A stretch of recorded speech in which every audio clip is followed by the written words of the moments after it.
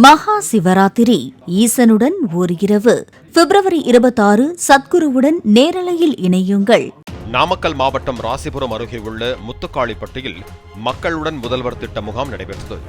முகாமில் பங்கேற்ற மக்கள் முத்துக்காளிப்பட்டியை ராசிபுரம் நகராட்சியுடன் இணைத்தால் 100 நாள் வேலை திட்டம் பறிபோகும் என தெரிவித்தனர். அதற்கு பதிலளித்த மாநிலங்களவை உறுப்பினர் KRN ராஜேஷ்குமார், பல்வேறு கட்சியினர் பொய்யான தகவல்களை கூறுவதாகவும் அதனை நம்ப வேண்டாம் என்றும் கூறினார்.